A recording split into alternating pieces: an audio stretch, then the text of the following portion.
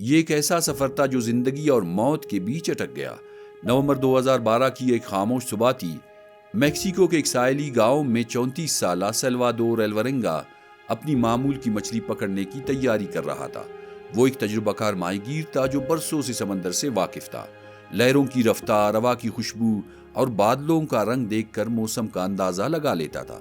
ایک روز اس نے ایک عام سفر کی تیاری کی۔ منصوبہ تھا کہ وہ تقریباً 30 گھنٹے کے لیے گہرے سمندر میں مچھلی پکڑنے جائے گا۔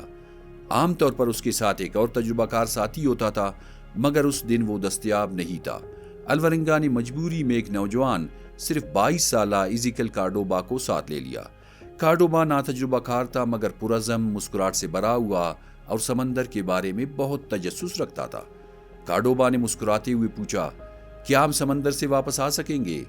الورنگا نے ہنستے ہوئے کہا، سمندر اگر مان رکھے تو واپس ضرور لاتا ہے۔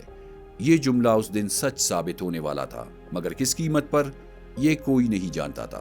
وہ دونوں ایک 7 میٹر لمبی بغیر چھت والی فائبر کی کشتی میں روانہ ہوئے۔ کشتی میں ایک چھوٹا سا انجن لگا ہوا تھا اور مچھلیاں محفوظ رکھنے کے لیے ایک فریج جتنا آئس باکس رکھا تھا۔ سمندر پرسکون تھا، لیکن کچھ ہی دیر بعد آسمان بدل گیا۔ تیز ہوائیں، بادل، گرج چمک اور پھر طوفان۔ یہ طوفان ایک دن نہیں، پورے 5 دن تک جاری رہا۔ اس دوران کشتی کا انجن خراب ہو گیا، ریڈیو اور GPS نے کام کرنا چھوڑ دیا۔ انہوں نے تقریباً 500 کلو مچھلی پکڑ لی تھی، مگر طوفان کے دوران وزن کم کرنے کے لیے انہیں ساری مچھلیاں سمندر میں پھینکنی پڑی۔ الورنگا نے آخری کوشش میں اپنے مالک کو ریڈیو پر مدد کے لیے پیغام دیا، مگر بیٹری ختم ہو گئی۔ اب ان کے پاس نہ بادبان تھا، نہ چپو، نہ لنگر، نہ روشنی۔ کشتی سمندر کی مرضی پر چھوڑ دی گئی۔ 5ویں دن جب طوفان تھما تو چاروں طرف صرف نیلا پانی تھا۔ ان کے پاس اب صرف ایک دوسرے کا ساتھ بچا تھا اور یہ امید کہ ریسکیو ٹیمیں انہیں تلاش کریں گے۔ ان کی تلاش شروع ہوئی، مگر موسم خراب تھا، دھند اور لہروں نے سب کچھ چھپا لیا۔ چند دن بعد تلاش بند کر دی گئی اور انہیں مردہ قرار دیا گیا۔ الورنگا اور ایزیکل کارڈوبا دنیا سے کٹ گئے۔ وقت گزرتا گیا۔ چند دن بعد ان کا خوراک بھی ختم ہو گیا۔ بھوک ستانے لگی تو اس نے مچھلیاں ننگے ہاتھوں پکڑنا شروع کیا، لیکن جو چند مچھلیاں پکڑ میں آتے وہ کافی نہیں تھی۔ ان کے جسم پانی اور پروٹین کے لیے ترس رہے تھے۔ الورنگا کو محسوس ہو رہا تھا کہ اس کا گلا سکڑ رہا ہے۔ شدید دھوپ ان پر براہ راست پڑ رہی تھی۔ سمندری پرندے کشتی کے ارد گرد آنا شروع ہو گئے۔ فائبر گلاس کی کشتی ان کے لیے وسیع پانی میں آرام کرنے کی غیر متوقع جگہ تھی۔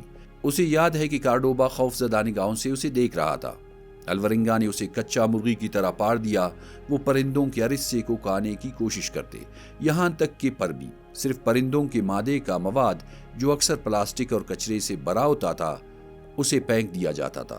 سمندر کی ہر چیز ان کا ممکنہ خوراک بن گئی۔ کچھوے، جیلی فش، سمندری پرندے، جو ملتا وہ کھا لیتے۔ بارش کا پانی پیتے اور جب بارش نہ ہوتی تو کچھووں کا خون پی کر پیاس بجھاتے۔ اب وہ موسم کی سختی اور سمندر کے لہروں سے لڑتے۔ سورج کی تپش ان کی جلد جلا دیتی، نمک زخموں میں چبھتا۔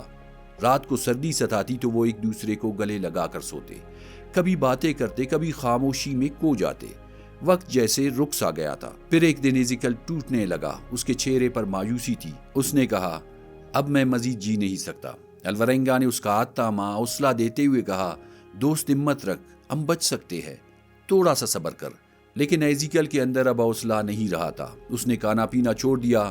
الورنگا نے اسے بہت سمجھایا، دعائیں کی، مگر سب بے سود۔ تقریباً 3 سے 4 ہفتے بعد جب سورج نے سمندر پر کرنیں ڈالے، ایزیکل خاموش پڑا تھا۔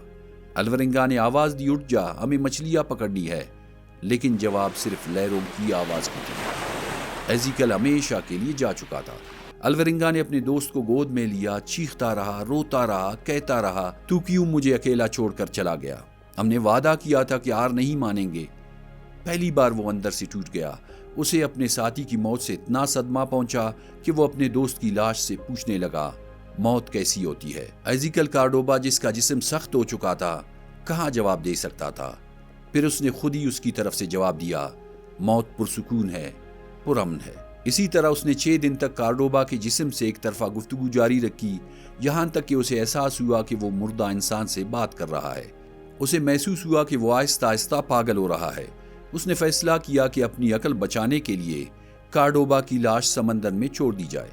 الورنگا نے اپنے دوست کی لاش اٹھائی جو شدید دھوپ میں سیاہ ہو چکی تھی، اسے پانی میں ڈال دیا۔ پھر کہنے لگا، میں اب کس سے بات کروں گا؟ کیوں وہ مر گیا اور میں نہیں؟ الورنگا اب شدید دکھ میں تھا۔ اب وہ اکیلا تھا، دن میں جلتا ہوا سورج، رات میں خوف۔ کبھی خود سے باتیں کرتا، کبھی سمندر سے کہتا، اگر خدا نے مجھے زندہ رکھا ہے تو کوئی وجہ ضرور ہے۔ کئی بار اس نے افق پر جہاز دیکھے، کپڑے لائے، چیخا، پانی میں کودا، مگر کسی نے اسے نہیں دیکھا۔ ایک بار ایک جہاز اتنا قریب آیا کہ وہ اس میں لوگوں کو دیکھ سکتا تھا۔ وہ انہیں پکارتا رہا مگر انہوں نے کچھ نہ دیکھا نہ سنا، وہ بھی چلا گیا۔ وہ لمحہ اس کی زندگی کا سب سے دردناک لمحہ تھا۔ اسی طرح مہینے گزرتے گئے، وقت، بھوک، پیاس اور تنہائی نے اسے بدل دیا، لیکن وہ آرا نہیں۔ اس کے اندر ایک چنگاری تھی، یقین اور امید کی چنگاری۔ آخرکار الورنگا کی نجات کشتی سے نہیں، زمین سے ہوئی۔ 438 دن سفر کرنے کے بعد ایک دن اسے افق پر پہاڑ دکھائی دیے۔ اس کی آنکھوں کو یقین نہ آیا، دل کی دھڑکن تیز ہو گئی۔ اس نے آسمان کی طرف دیکھا، دعا کی اور خود کو پانی میں پھینک دیا۔ وہ پوری طاقت سے تیرتا رہا، ہر لہر جیسے اسے روکنے کی کوشش کر رہی تھی، مگر وہ رکا نہیں۔ آخر وہ زمین سے ٹکرایا، پہلے اس کا جسم ریت سے لگا، پھر کشتی کنارے سے جا لگی۔ اس نے ریت کو چھوا، ہوا کو محسوس کیا، وہ خوشی سے چیخ پڑا، میں زندہ ہوں، میں ساحل پر ہوں۔ پھر وہ ریت پر گر گیا اور بے ہوش ہو گیا۔ جب آنکھ کھلی تو سامنے مارشل آئی لینڈز کے رہائشی کھڑے تھے۔ وہ اس کی زبان نہیں سمجھتے تھے، مگر اس کی حالت سب کچھ بتا رہی تھی۔ انہوں نے پانی دیا، کھانا دیا اور فوراً مقامی حکام کو اطلاع دی۔ کچھ دیر بعد ایک بڑی کشتی آئی، الورنگا کو اسپتال پہنچا دیا گیا۔ پتہ چلا کہ 438 دنوں کے جہنم جیسے سفر میں وہ تقریباً آدھے پیسفک اوشن کو پار کر کے ساحل پر پہنچا تھا۔ اسے معلوم نہ تھا کہ یہ پیسفک اوشن پر سب سے طویل بچ جانے والا سفر تھا۔ ڈاکٹروں نے بتایا کہ اس کا وزن صرف 45 کلو رہ گیا تھا۔ جسم پر زخم، جلد جلس چکی تھی، وہ خون اور پانی کی شدید کمی میں مبتلا تھا۔ جب خبر اس کے ملک ایل سلواڈور پہنچی تو سب حیران رہ گئے۔ والد نے کہا، میں نے اس کے لیے دعا کرنا کبھی نہیں چھوڑا تھا۔ بیٹی نے کہا، میں اسے دیکھ کر بس گلے لگاؤں گی اور چوم لوں گی۔ 11 دن اسپتال میں رہنے کے بعد وہ اپنے وطن واپس گیا۔ وہ زندہ تھا مگر سمندر اس کے اندر زندہ رہا۔ اسے پانی سے خوف آنے لگا، راتوں کو چیخ کر جاگ جاتا۔ ایک انٹرویو میں الورنگا نے کہا، میں نے کئی بار سوچا کہ خودکشی کر لوں، مگر ہر بار میں نے آسمان کی طرف دیکھا اور خود سے کہا، ابھی نہیں، جب تک سانس ہے تب تک امید ہے۔ وہ کہتا ہے، سمندر نے میرا سب کچھ چھین لیا مگر میرا یقین نہیں توڑا۔ میں زندہ رہا کیونکہ میں نے امید کو نہیں چھوڑا۔ دوستو، یہ صرف بقا کی کہانی نہیں، یہ یقین، صبر اور انسان کے اندر کے عزم کی کہانی ہے۔ جب سب دروازے بند ہو جائے، جب سب کچھ ختم ہو جائے، تب بھی اگر تم امید تھام لو تو زندگی تمہیں ہارنے نہیں دیتی۔ انسان تب نہیں مرتا جب وہ ہار جاتا ہے، بلکہ تب مرتا ہے جب وہ امید چھوڑ دیتا ہے۔ دیکھنے اور سننے کا شکریہ۔ اللہ حافظ۔